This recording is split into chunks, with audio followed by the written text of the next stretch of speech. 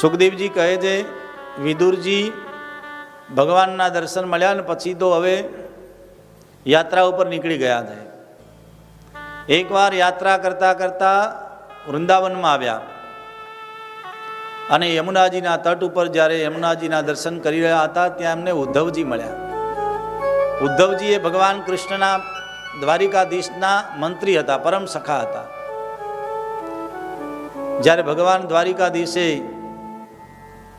પોતાનો દેહ પ્રાચીના પીપળે છોડ્યો ત્યારે ઉદ્ધવ સાથે હતા. ભગવાને ઉદ્ધવને જે જ્ઞાન આપ્યું, બાજુમાં મૈત્રી મુનિ હતા. ઉદ્ધવજીને કહ્યું કે વિદુર, મારો ભક્ત વિદુર મળે ત્યારે એને કહેજે મારું આપેલું જ્ઞાન મૈત્રી મુનિ પાસે જઈને લે, કારણ કે વિદુરને મારા પ્રત્યે ઘણા બધા પ્રશ્નો હશે, હું એને જાણું છું. અને વિદુરજી અને ઉદ્ધવજી બંને મિત્રો યમુનાના કિનારે મળ્યા, ભક્તિના કિનારે મળ્યા. હું અને ભક્તિના કિનારે મળીને સત્સંગ કરીને સારી વાતો કરીને જીવનમાં સુધારવું. હું સજ્જન સે સજ્જન મિલે કરે સજ્જન સત્સંગ કી બાત, બીજું કંઈક લાતમ લાત એવું કંઈક છે. હા હા મિલે. વાહ, હરી હરી. તો બંને ભક્તો ભગવાનની લીલાઓના દર્શન કરે છે, વર્ણન કરે છે. વિદુરજી કહે છે મારા પ્રભુ દ્વારિકાધીશ કુશળ છે ને કેમ છે? પણ ઉદ્ધવજી તરત કહેતા નથી. અરે ભગવાન દ્વારિકાધીશની તો શું કૃપા છે. અહો બકીયમ સ્તન કાલકૂટમ જિગાંશયાપાય યદપ્યસાધ્વી લેભે ગતિમ ધાતૃચિતમ તતોન્યમ કંબાદયાલું શરણમ વ્રજેમ. ઉદ્ધવજી કહે છે ભગવાન તો કેવા કૃપાળુ છે, અનેક દુષ્ટ રાક્ષસોને વધ કરે તો પણ પોતાનું સાયુજ્ય મુક્તિ આપે, પૂતનાને પણ મુક્તિ આપી, અનેક રાક્ષસોનો વધ કરી ધર્મની સ્થાપના કરી. પણ વિદુર શું કહું, જ્યારે ભગવાન અંત સમયે પોતાના ધામ જઈ રહ્યા હતા ને વૈકુંઠ લોક, ત્યારે તને યાદ કરેલું. વિદુરજી ખૂબ રાજી થયા. હે ઉદ્ધવ, મને ભગવાને યાદ કર્યો તું?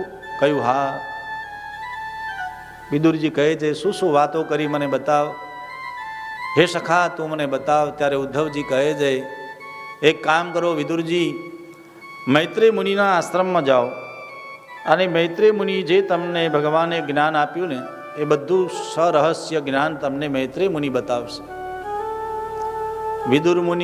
વિદુરજી મૈત્રી મુનિના આશ્રમમાં ગયા. મૈત્રી મુનિએ વિદુરજીનું સ્વાગત કર્યું, આસન આપી, પાદ્ય અર્ઘ્ય સન્માન કર્યું.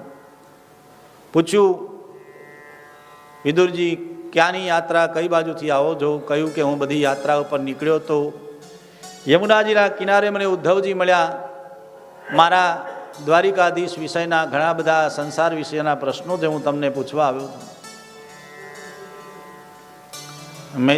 મૈત્રી મુનિ કહે છે પૂછો વિદુરજી.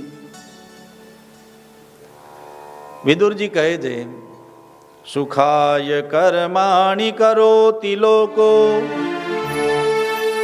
નત હે સુખમ વાન્યદુપારમં વા વિંદેત ભૂયસ્તત એવ દુઃખમ યદત્ર યુક્તમ ભગવાન વદેનઃ. હે મૈત્રી મુનિ, મારો પ્રશ્ન એ છે કે આ જગતની અંદર માણસ સુખાય કર્માણી કરોતી લોકો સુખ માટે પ્રયત્ન કરે છે, કંઈક સારું મેળવવા, અંતે પાછા એમને દુઃખો મળે છે.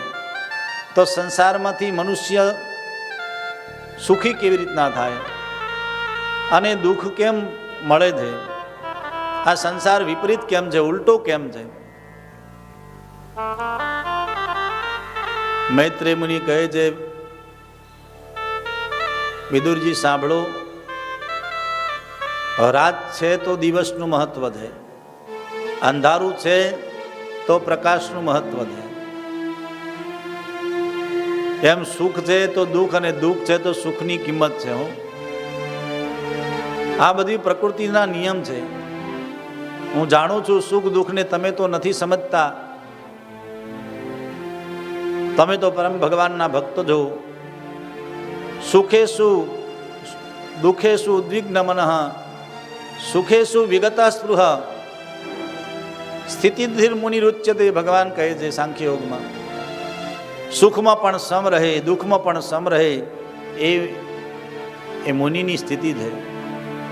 સામાન્ય સુખ આવે ને તમે છલકાઈ જાઓ, સામાન્ય દુઃખ આવે ને રડવા લાગો, એ તમે સંસારને સમજતા નથી, એટલે તમે આ નાની નાની વાતોમાં દુઃખી થાઓ છો. સંસારની અંદર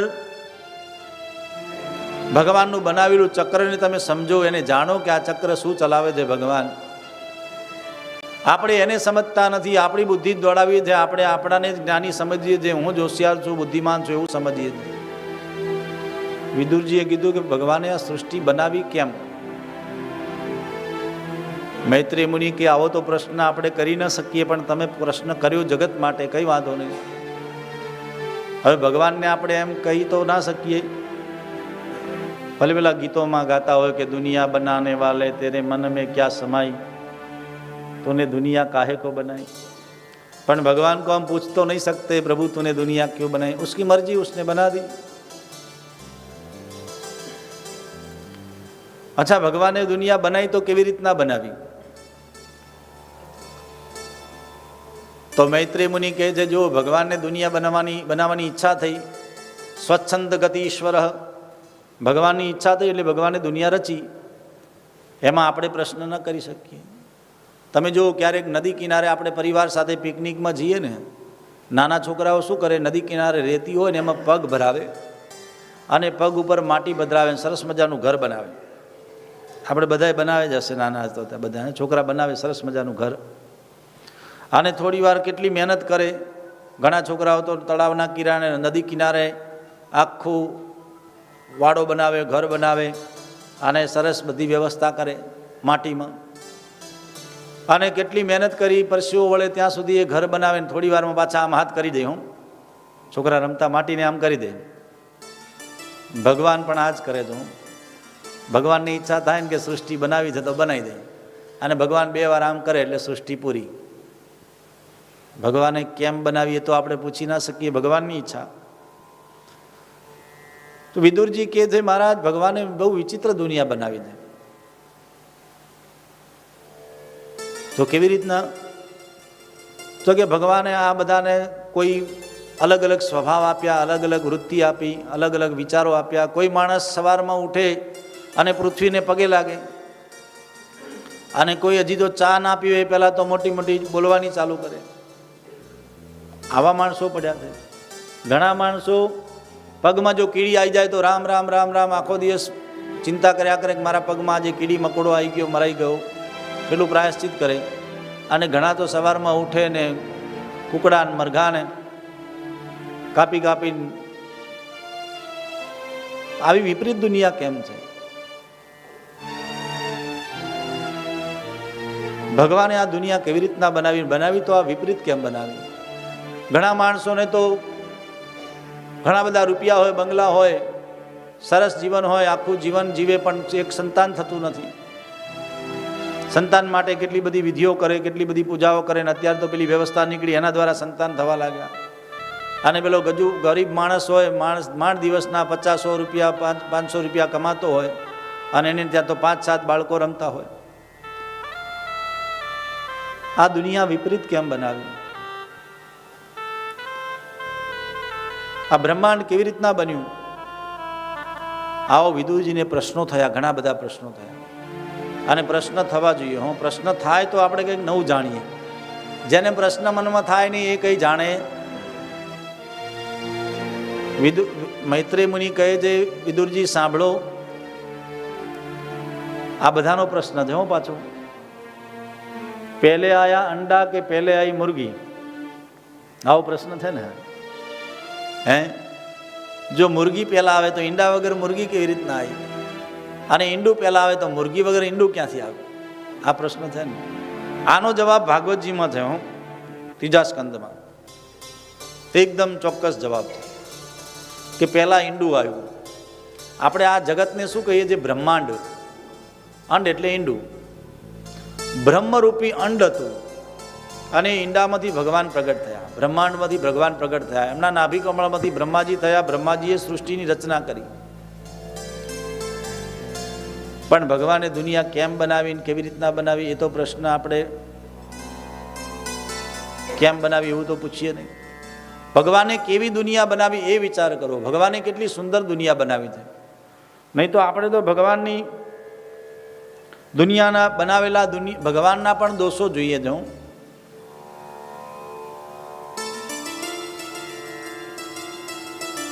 કોઈ વડીલ મને એમના ખેતરમાં લઈ ગયા સજ્જન, અને ખેતરમાં બતાવે છે.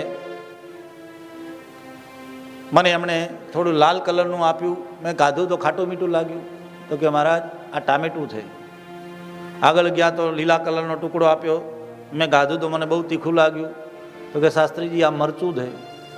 આગળ ગયા મોટું ઝાડ હતું, એનું એક ફળ તોડ્યું, ચીરી કરીને ચખાડ્યું તો બહુ ખાટું લાગ્યું. એ લીંબુ હતું. કંઈક ને કંઈક ફળો વાવેલા, અલગ અલગ સ્વાદ આવ્યા. મેં એમને પૂછ્યું કે તમે આ લીંબુડી નીચે ખાટું જળ ભદ્રાવ્યું હતું, આ મરચા નીચે તીખું જળ ભદ્રાવ્યું હતું?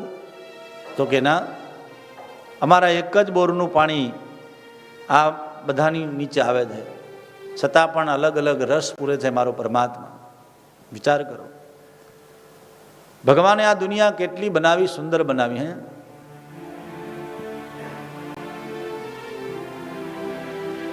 जिसकी रचना इतनी सुंदर वो कितना सुंदर होगा.